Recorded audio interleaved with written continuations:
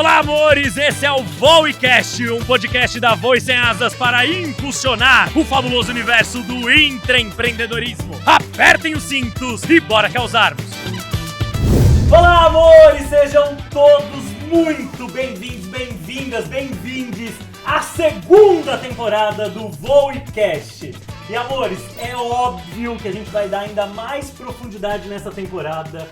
E, lindos e lindas, repetindo, né, grandes cases da primeira temporada, teremos grandes cases nessa segunda temporada também. E para falarmos sobre resiliência, sobre liderança para inovação, hoje trouxemos duas amigas muito queridas, amores, e que eu sou fã de paixão. Mas antes de eu apresentá-las, para quem ainda não me conhece, muito prazer. Augusto Aiello, estou como CEO da aceleradora Voe Sem Asas e hoje como host desse encontro.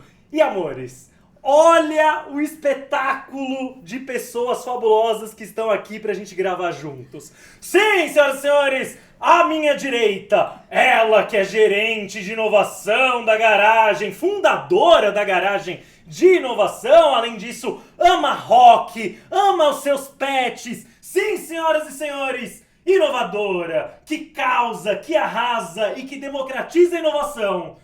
Uma salva de palmas, Cecília Varanda! Oiê! Nem tem que falar depois desses elogios, né? Amores, eu trago só verdades, essa que é a ideia. E ao lado dela, sim, senhoras e senhores, ela que teve uma carreira brilhante como executiva na IBM e quando falou de lá, Aiello, vou parar um pouco de trabalhar. Um mês depois virou partner na Voe Sem Asas. E, amores, ela que entende muito de tecnologia, nosso Jedi da inteligência artificial, do universo da liderança. Senhoras e senhores, Jenny Xi! Gente, eu já tô empolgado só de começar esse trem. E eu juro, amores, eu peço desculpa pra quem tá em casa ouvindo a gente, assistindo a gente, porque eu fico muito empolgado, porque pra mim é um sentimento muito fabuloso conversar com vocês duas.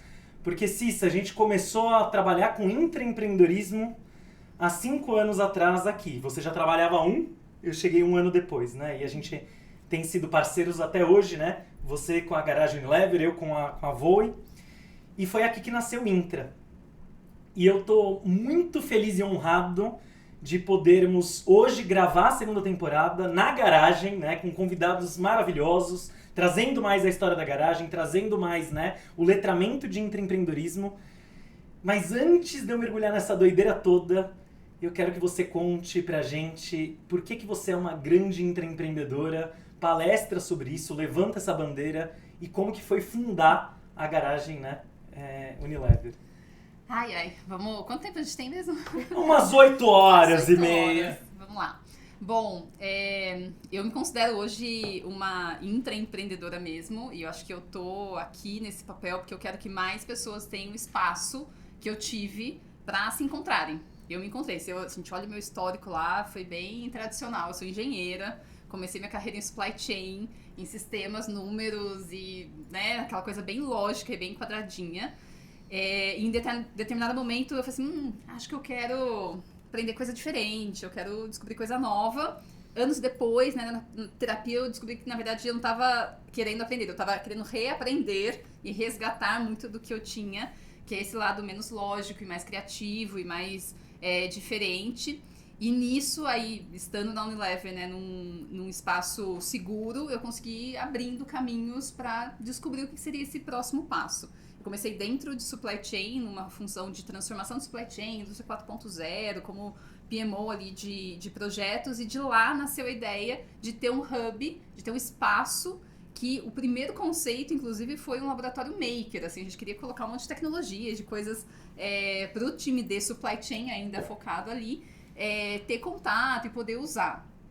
E aí a gente fez, né, foi na mudança da sede da Unilever aqui em São Paulo, a gente conquistou esse espaço físico e a gente chegou aqui, fez um projeto, né, de arquitetura super diferente e tal, e quando a gente pisou aqui, a gente viu como as pessoas se sentiam aqui dentro, e falou assim, nossa, gente, não é sobre a tecnologia, não é sobre supply chain só, é um espaço que tem que ser para todo mundo, né, a gente tem que tocar as pessoas que estão aqui, independente de onde elas estão, do cargo ou da função, tem que ser um espaço para todo mundo. E a gente pivotou desde cara o conceito da garagem para ser realmente um hub de inovação corporativo.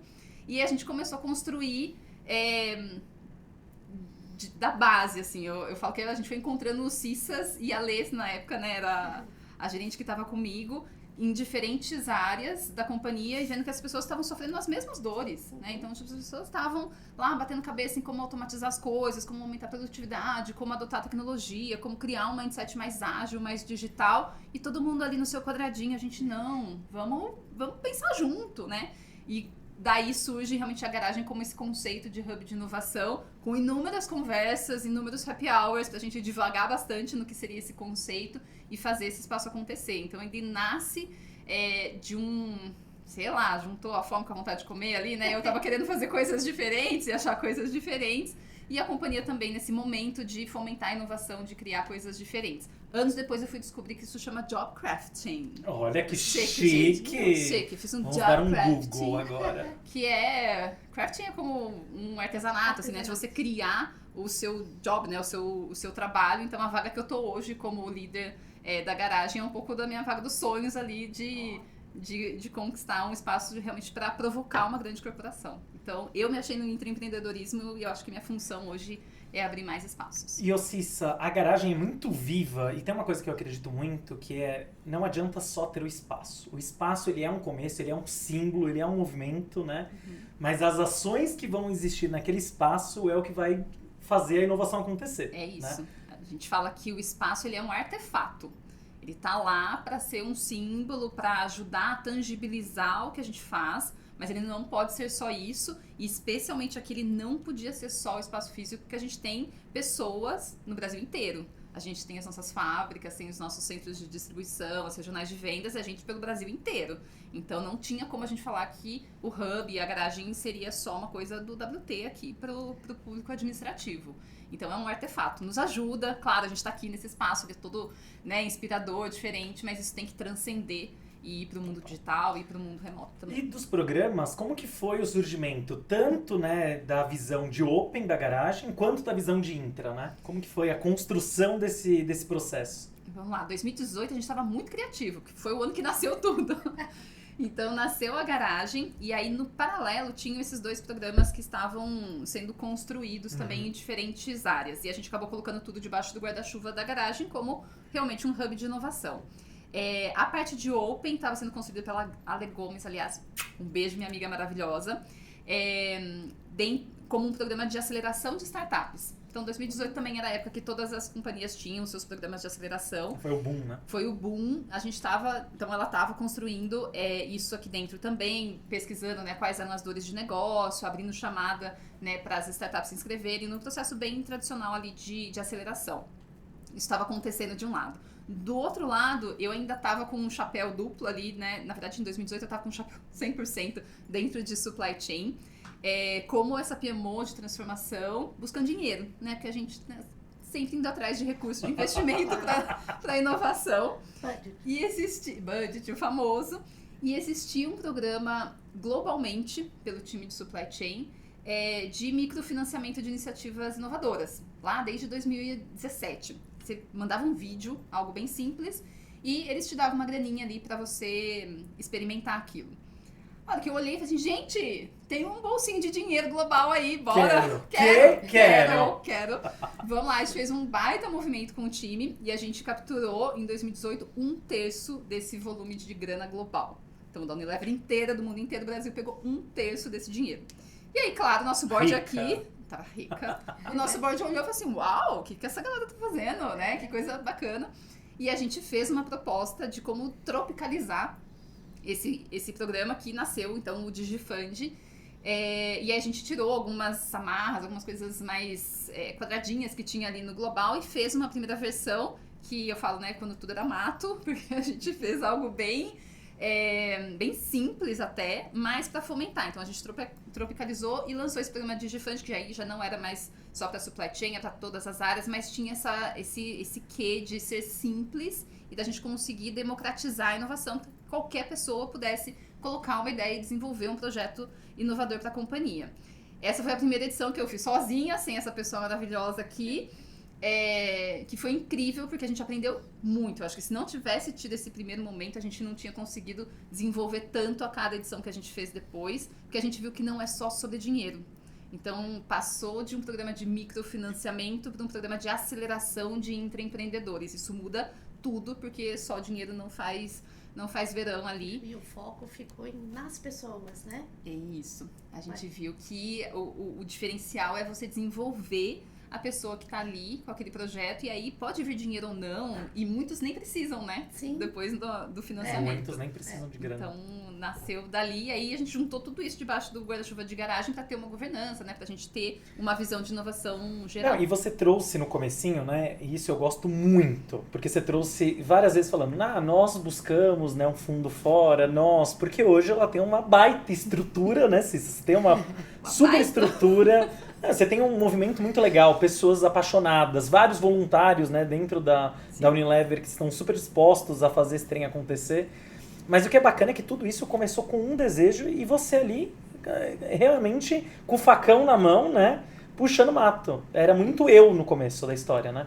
E eu acredito que isso tem muito a ver com Intra, com essa paixão intraempreendedora, de querer fazer a diferença. E no começo você vai um pouco sozinho, mas assim, você já começa a engajar outras pessoas, né? E você e a Lê se juntaram ali, uma com a visão de Intra, outra da Open, né? Veio a garagem. Inclusive, a Lê, um beijo gigante. E é muito bacana ver o que o impacto vai causando, né? A gente falou disso do impacto nas pessoas, a gente descobriu com a aceleração de Intra, né? Que traz esse impacto nas pessoas. Mas como isso muda o negócio, Cissa? Traga pra mim. Como isso muda? O que isso impacta no dia a dia da corporação? É bastante. Eu acho que... E agora a gente tá com 5, a gente vai fazer 6 anos de garagem. Nesse ano, a gente tá começando a ver esse efeito longo prazo, né? Porque você mexe na cultura, mexe nas pessoas, não necessariamente você vai ter o resultado ali no PNL naquele ano, naquele mês, né? Mas esse resultado de longo prazo de você ver uma movimentação na companhia, na cultura e nas pessoas é incrível. E eu falo que a garagem teve, e a nossa liderança aqui, eles são muito privilegiados, até porque a gente tem um movimento que foi bastante da base e que fervilhou de uma maneira que preparou a companhia para realmente inovar e para adotar coisas diferentes. E hoje a gente vê diferentes áreas com seus programas ou com formas de provocar inovação de uma maneira mais descentralizada, né? Empoderando as pessoas para que elas possam fazer isso. Então, acho que tem um efeito de médio e longo prazo que é incrível e que é essencial. Acho que as empresas que não conseguirem criar essa vontade de inovar e esse empoderamento, eu não gosto dessa palavra, mas é esse protagonismo e essa atitude... Quem não tiver, acho que não sobrevive. Então, fico muito feliz que a gente conseguiu provocar isso aqui dentro.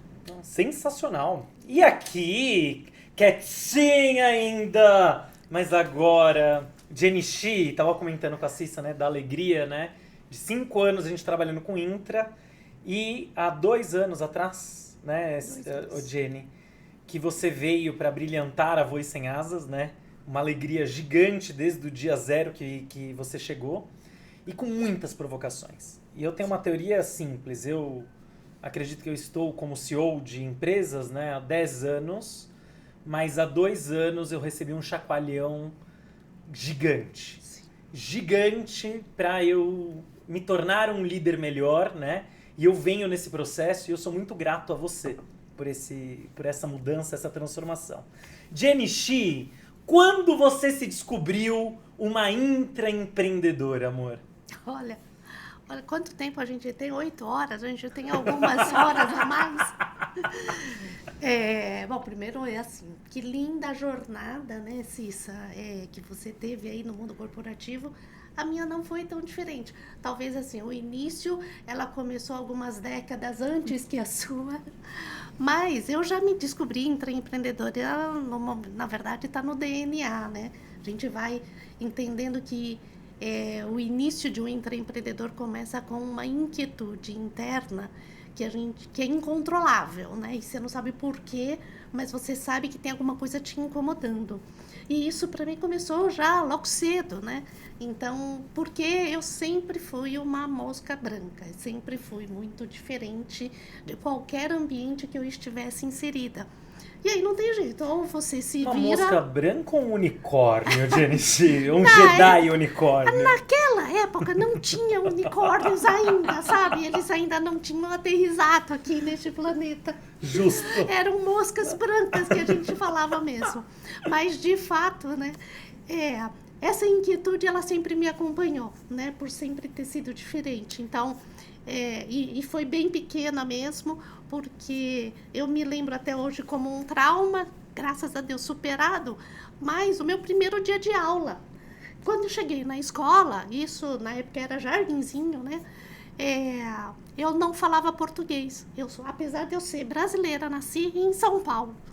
Mas a minha família é chinesa e em casa eu aprendi a falar mandarim em casa. Primeiro dia de aula, eu não falava uma palavra em português. E como todas as crianças muito naturais, era assim, apontar dedo e dar risada na sua cara. Só que todos à minha volta faziam isso, inclusive os professores, né? Então, eu saí do meu primeiro dia de aula querendo fugir, nunca mais voltar para a escola, né? Mas, obviamente, que a vida vai ensinando e isso vai só fortalecendo a gente, né? Então, o empreendedorismo no mundo profissional, aí foi realmente dentro da minha jornada, né? Dentro também de uma grande corporação. Depois de 33 anos de jornada em que eu entrei como estagiária na IBM e saí como aposentada, ali eu não parei quieta. Muitos vão dizer, nossa, um dinossauro, né? Ficar 33 anos dentro de uma empresa, né? Mas a verdade é que, assim, eu não fiquei mais do que 3 anos dentro de uma mesma cadeira, em cima de uma mesma cadeira, porque eu sempre tinha essa inquietude. Não, pera, tem uma coisa a mais, vamos lá. E foi caminhando. Então, nesta minha jornada, algumas coisas que, de fato, me fizeram entender o quão importante era a gente provocar status quo, né? E não simplesmente aceitar a onda como ela está e surfar nela. Mas tem hora que não, eu não quero pegar onda, eu quero ficar na praia tomando sol, né? Só que tem um preço que a gente paga por isso, porque essas escolhas, elas não são escolhas simples, né?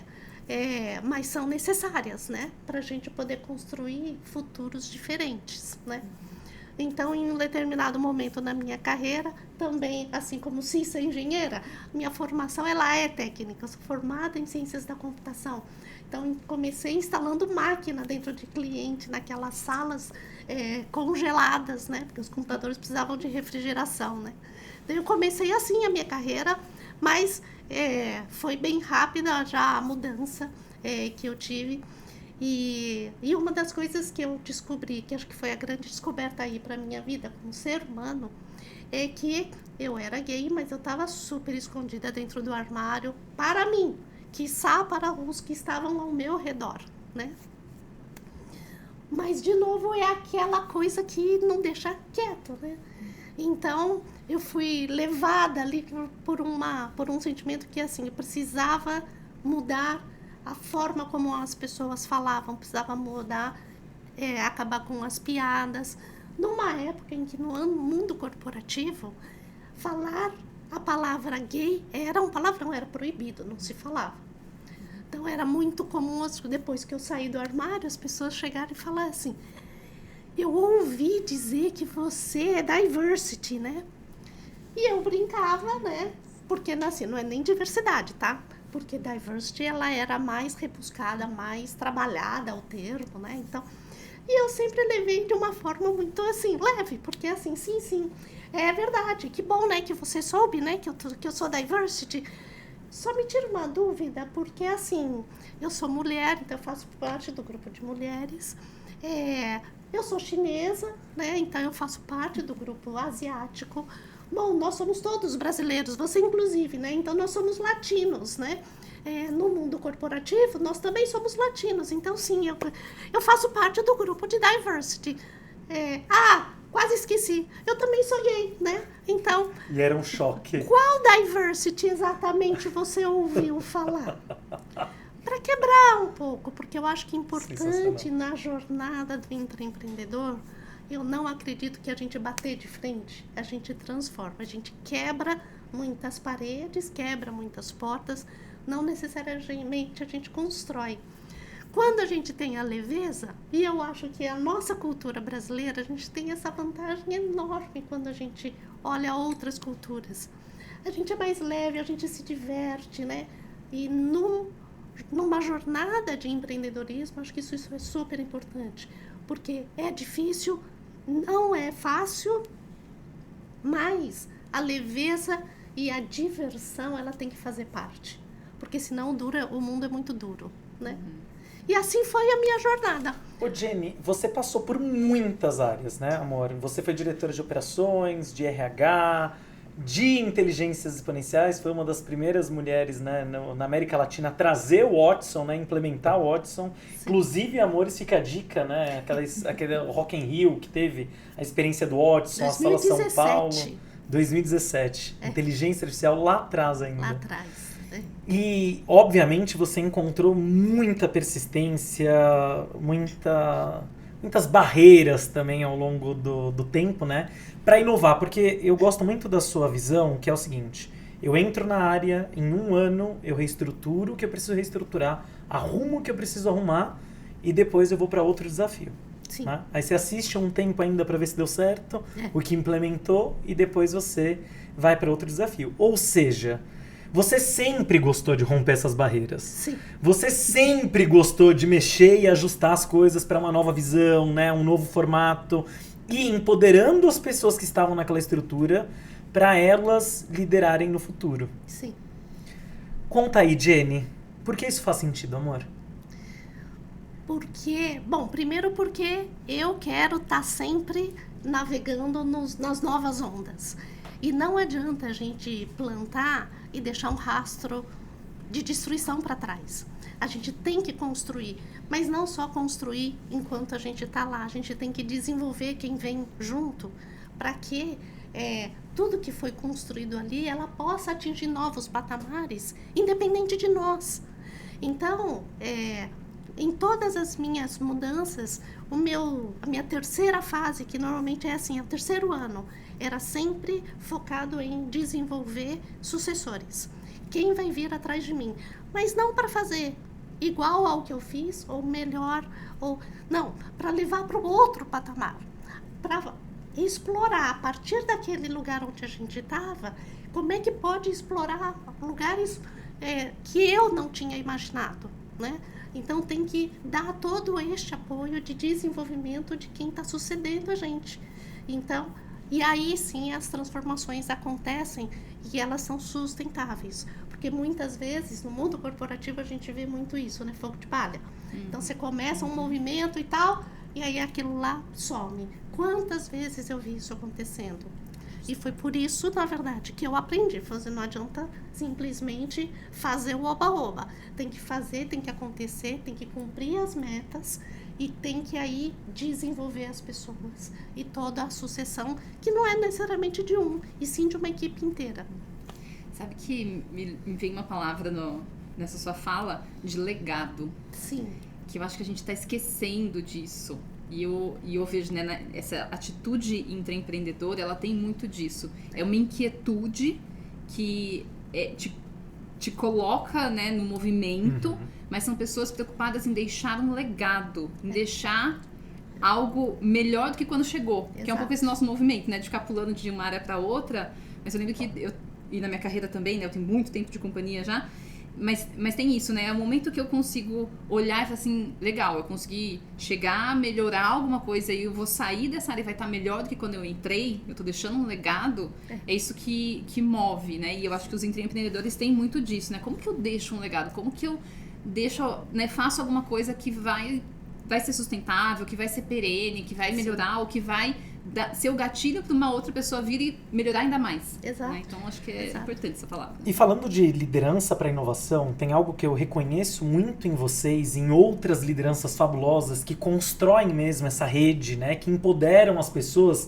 Eu concordo com você que a palavra empoderar é complexa, mas é isso, estimula as pessoas a elas serem protagonistas da história, né, da jornada, de assumirem a responsabilidade e fazerem a diferença.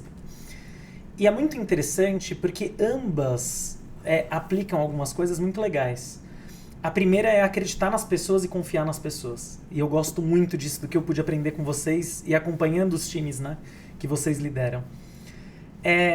Além disso, capacitar as pessoas. Então, estar junto, mentorar, né, provocar. E o terceiro fator é o que vocês não levam só para as equipes de vocês, mas também para fora. Que é o entender que o errar faz parte do processo de aprendizado, obviamente com risco calculado num ambiente acompanhado, né? Então, isso é uma grandeza muito bacana de acompanhar e assistir, de ver que as pessoas que foram suas lideradas, né, e hoje lideram, Jenny, quando te encontram, a gente está juntos, almoçando em algum lugar e te encontram, é um reconhecimento absurdo. Assim como dentro da garagem, né, eu vejo Isa, Rô, vejo um monte de gente fabulosa que saiu daqui, e as pessoas que passaram também por aqui, Bia, né, Samantha, um monte de gente fabulosa. Se eu for ficar citando, acho que já foram mais de 50 pessoas, né, que passaram por aqui, nos bastidores, né, trabalhando nos programas. E é fantástico ver como ter vivido a experiência com vocês transformou as pessoas. Então, além do que a garagem faz por si, né, de criar oportunidade para as pessoas inovarem e tudo mais, quem vive a garagem também tem isso. E aí eu até dou dica de quem está ouvindo a segunda temporada, amores, que tem um painel que a gente está trazendo a Bia Slikta, que ela foi acelerada, depois ela foi do squad, ou seja, ela foi do time da Cissa, né, organizando o programa, e hoje ela é líder de inovação na companhia. Né, ela é uma das líderes de inovação. Então é muito legal ver esse processo de transformação, mas além dessas dicas que eu comentei, que eu observei, né, que vocês fazem de praxe, qual dica vocês dão para quem está com um time, quer liderar a inovação dentro do seu time, quer permitir que as pessoas inovem e aonde elas não podem errar? Coisas que vocês já erraram no passado e falaram, você não pode errar nisso, mas você tem que acreditar naquilo. O que vocês trazem, amores? Ai, vamos ver. Eu acho que eu gosto muito do aprender fazendo, né? É isso que eu acredito, que o ser humano precisa colocar a mão na massa para conseguir realmente aprender. Então, eu tento dar muita autonomia, né? E o Augusto sabe, mas para dar o mínimo contexto aqui, o time garagem ele é bem pequenininho. A gente não consegue executar tudo que a gente faz só com as pessoas que são dedicadas à garagem, então eu sempre tenho times que são part-time, né, que estão metade nas áreas originais ali e trabalham com projetos paralelos na garagem. E aí é uma galera, né, bastante gente para fazer tudo acontecer. E eu acho que a garagem nos dá esse espaço de dar autonomia para que a pessoa dê a cara dela para a atividade ou para o processo, para o que está sendo executado. Só que isso tem um ponto de equilíbrio, um ponto ótimo ali, que é não ser um super controlador e dar, né, tipo, a receitinha de bolo ali do que ser feito e nem, tipo, larga e toca a vida. E esse equilíbrio ele é muito difícil porque todo mundo tem aí inúmeras outras funções, então esse é um ponto que eu reconheço, né, que teve erros e acertos durante essa jornada e que é o papel do líder aí de estar muito atento e tentar chegar nesse ponto ótimo. Porque a gente precisa, e aí quando você fala de inovação e desses times inovadores, tem que ser um espaço, eu gosto de falar assim, a gente entra na garagem, a gente tira o crachá. Não tem isso. É o diretor, é o estagiário, é o analista. Eu não importo. Tá aqui, todo mundo tem a mesma cabeça pensante, tem a mesma capacidade de contribuir e de fazer as coisas acontecerem, independente do cargo. Então, de novo, o Hub é um privilégio ter esse espaço que me permita fazer isso e me permita, né, dar essa autonomia para as pessoas, mas sempre com esse cuidado, né, de que a gente vai ter que ensinar e tem que estar junto, tem que fazer acontecer. Acho que esses dois pontos são importantes. Deixa o crachá para fora, sempre que possível, porque as pessoas vão te surpreender positivamente, tenho certeza. vão te surpreender. Na minha experiência, eu acho que são vários aprendizados, né? Mas tem uma dica que eu posso deixar, assim, que para mim faz toda a diferença, não só enquanto eu liderei, mas também enquanto eu liderada, né? Que é a estrutura hierárquica, essa estrutura mental hierárquica, principalmente que a gente tem dentro das empresas, porque a organização ela é hierárquica, né? Por outro lado, isso não pode ser, dentro de um mundo em que a gente está vivendo hoje, a regra do ponto de vista de avaliação e de julgamentos. Porque muitas vezes, e na minha experiência, as grandes ideias, elas não foram de cima para baixo. O movimento foi de baixo para cima. Então, a gente tem que romper essa estrutura mental de hierarquia, de que alguém tem uma ideia brilhante lá em cima, né, no Olimpo, né, e que todo mundo executa. Para o mundo de empreendedorismo que a gente está precisando e que as empresas estão precisando, não funciona assim. Ela acontece diferente, ela é horizontal. E é o que a Cissa falou. Não importa o crachá, não importa o cargo, não importa a faculdade. Gente, não importa o CEP que a pessoa mora, que isso muitas vezes é considerado, né? A voz, o microfone, ela tem que ser dada para todos. Então, se tem uma dica que eu acho que eu deixo aí para líderes, é que se você está sentado numa cadeira e que o microfone está virado para você, faça um pequeno movimento. Dê esse microfone para o próximo, que está ali do seu lado. Ela não está abaixo, ela está do seu lado e tem alguma experiência adicional para contribuir.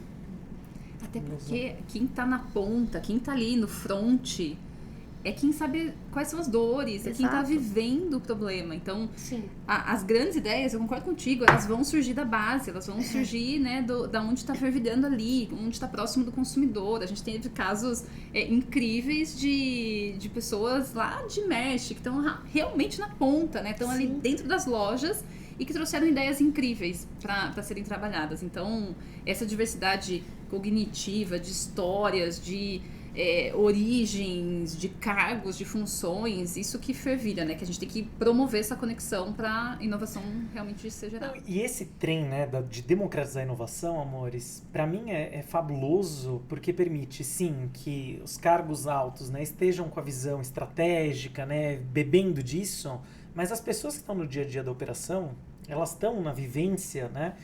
E aí eu tô falando de todos os cargos, tá? Do aprendiz à gerência, né, enfim. Amores, ali você enxerga problemas e oportunidades o tempo inteiro. Sim. Ali você enxerga... Você trouxe agora, né, um exemplo de Mert, né?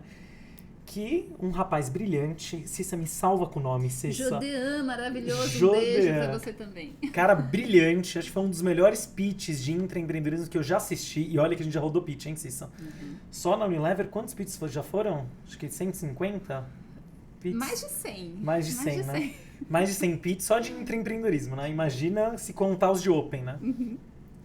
E o dele foi brilhante. O que foi interessante é que aí o diretor que estava na banca, né, trouxe que esse projeto era incrível e comprovadamente incrível, que era um projeto extremamente estratégico, global já, e sigiloso. Até o projeto ia ter que ficar mais quieto, se unir, né? E eles se uniram ao time global.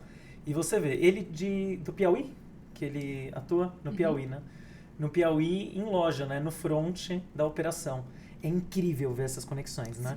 Como algo foi estratégico global e, ao mesmo tempo, né, na operação, na ponta, está sendo enxergado também. E quando você dá a oportunidade desses universos se conectarem, o impacto foi fabuloso e não à toa que ele ganhou a competição daquele ano, né? Porque o impacto foi fantástico. Ele ainda, no final do pitch, falou assim, vocês não vão me perguntar quanto que eu trouxe de resultado financeiro? Lembra disso, Cissa? Foi genial, é isso, né? É o permitir que as pessoas brilhem e não à toa que se existem unicórnios, obviamente, né, os fundadores, eles têm um peso muito importante, assim como todos os grandes, né, os grandes CEOs têm esse peso. Mas se você não tiver pessoas dentro do time que inovam profundamente, radicalmente no dia a dia e que fazem diferença, uma startup jamais vai virar uma grande empresa. Né? E assim como uma grande empresa ao longo dos anos, se não permitir, né, ainda mais na correria que nós estamos hoje, nas mudanças de agora, né, se a companhia, a cultura dela não permitir que as pessoas inovem, né, infelizmente elas vão morrer. E aí, última coisa que eu quero ouvir de vocês. Vocês foram extremamente persistentes pra fazer dar certo. Eu acompanhando de perto, a Jenny acompanha há 2 anos e traz todas as histórias que ela foi vivendo, né? E Cissa, poder acompanhar como foi lançar o logo da garagem, né? Colocar o carpete colorido, agora ele tá na parede, né? Criar tudo isso, foi muito gratificante conhecer toda essa jornada e ver o quão vocês foram persistentes. Que dica que vocês trazem, assim, de como segurar quando tudo parece que não vai dar certo ou quando tudo parece que deu errado. Ai, que difícil. Eu acho que é a pergunta de 1 milhão. Pergunta de 1 milhão. E se vale a sofrência? Se vale algumas noites, Vale, né, não, que vale. não dormiram? Vale sempre vale, porque eu acho que quem se descobre nessa jornada e quem tá nisso, tá pela paixão. Então, acho que talvez a primeira coisa é, tipo, entenda, se conheça. Entenda se é isso que te move, se é isso que te dá energia, que te faz acordar de manhã com tesão, falar assim, uau, vamos fazer um negócio bombar hoje, sabe?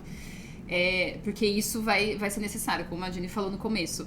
Muitas vezes é uma jornada solitária, é uma jornada que você vai tomar muitas portas na cara, tem que quebrar o mito, né, do intraempreendedor não sofre, né, que tem dinheiro, tá tudo fácil. Não, gente, a gente sofre tanto quanto os empreendedores que estão lá no mundo, né, externo, com problemas diferentes.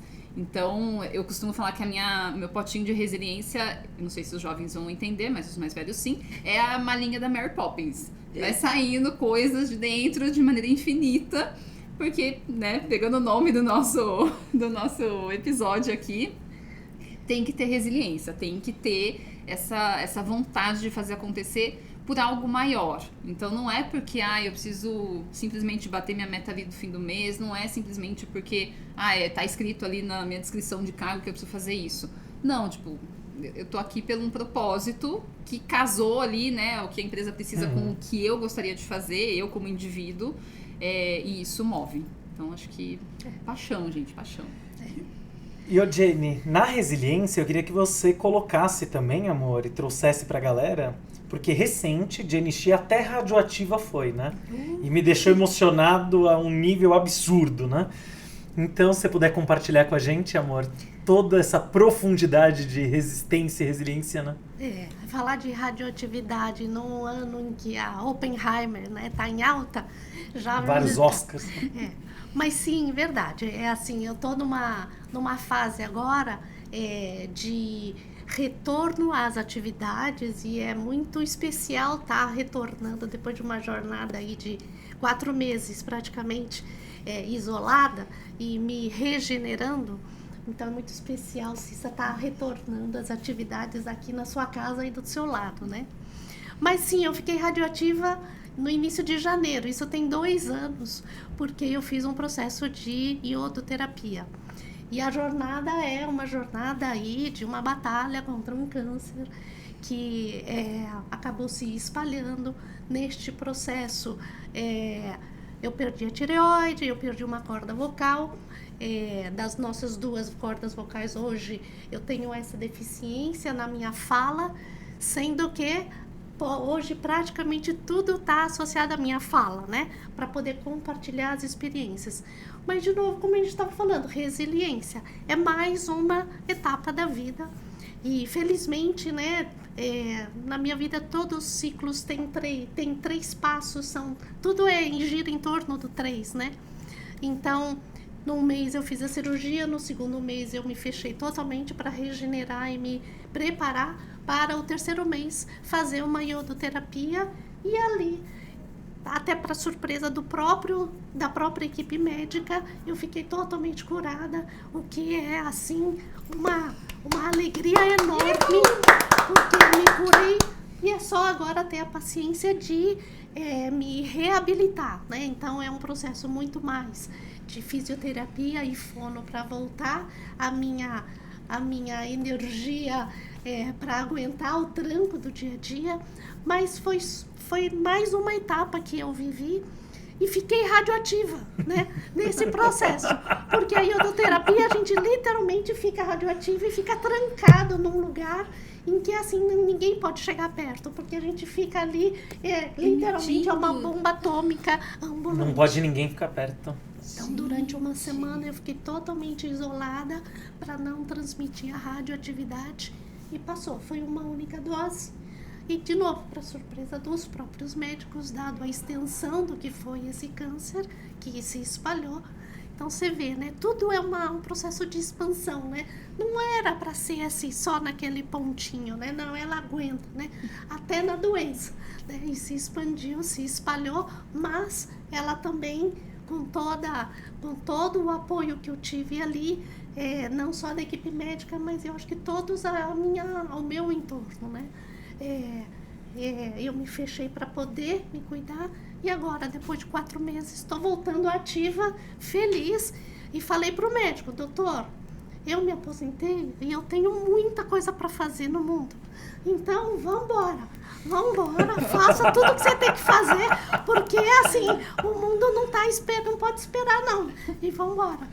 Então, aqui estou de volta, retornando às minhas atividades. Maravilhosa. Amores, sobre todas as barreiras possíveis, né, Jenny Shi? Que Sim. susto, amor. E que glória, né? Que coisa linda. Essa foi a maior teste de resiliência da minha vida, com certeza. E de paz. Porque Com durante todo esse certeza. processo a gente conversava e a Jenny, durante todo esse período, em paz. Eu Muita achei isso muito paz. impressionante, Jenny. É. E talvez esse venha uma dica para as nossas profissões, para o nosso trabalho, mas principalmente para a vida inteira, que é paz perante os desafios. Sim. Né? Ter paz. Foco, Aiello, porque Foco.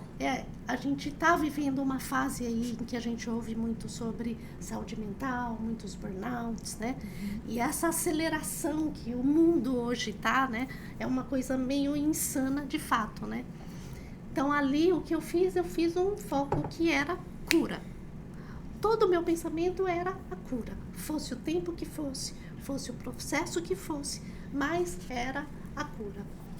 Tanto é que assim, sim, o médico pediu para eu assinar lá a papelada para eu ser um caso de estudo dentro do hospital, porque primeiro a extensão ela estava fora dos padrões, né? Então ela foi maior do que a maior parte dos casos que eles atendem ali, e a velocidade da regeneração e o resultado final totalmente fora da curva.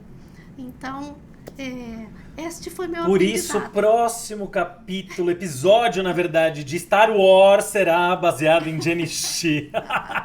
Muito bem, amores. E para concluirmos, óbvio que temos que ter bate-voe. Deus, Exatamente, que lindos e medo, lindas. que medo. Então, bate-voe, a regra é clara e simples. Jenny Shi, Cecília Varanda. Eu faço uma pergunta e vocês respondem de forma rápida. Fechado?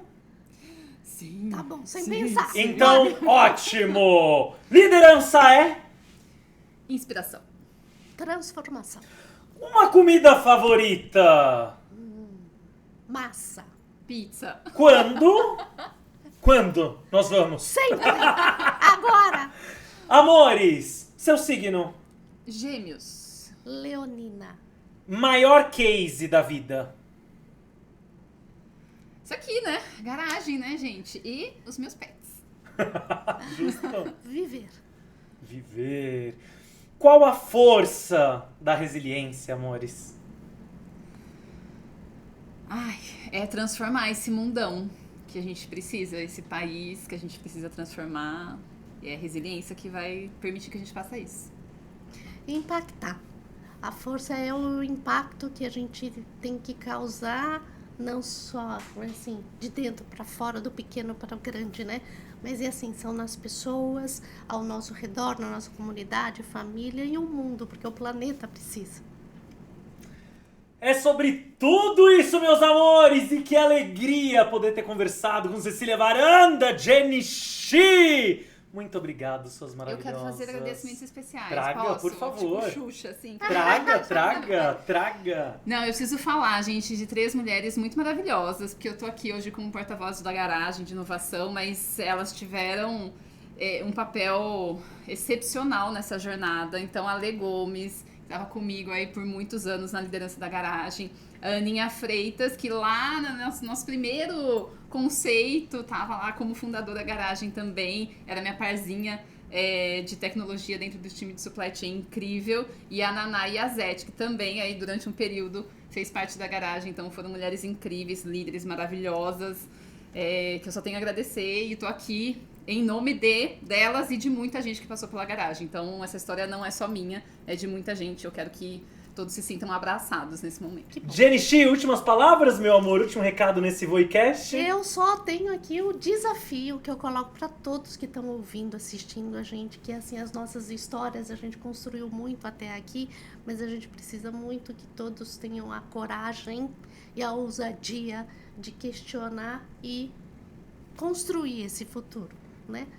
Tem muitas mentes brilhantes por aí e que às vezes só precisa de um empurrãozinho.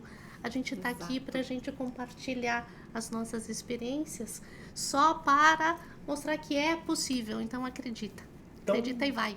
Bora causarmos, né, Bora Genichi? causar. Bora causar. Muito bem, Cecília Varanda. Muito obrigado, amores. Esse é o Voicast, segunda temporada. Lindos e lindas, acompanhe os próximos episódios. Curta, compartilhe, envie pro coleguinha, pra coleguinha. Porque tudo isso, amores, faz a diferença. Obrigado por nos escutar, assistir e bora voarmos, amores. Um beijo gigante.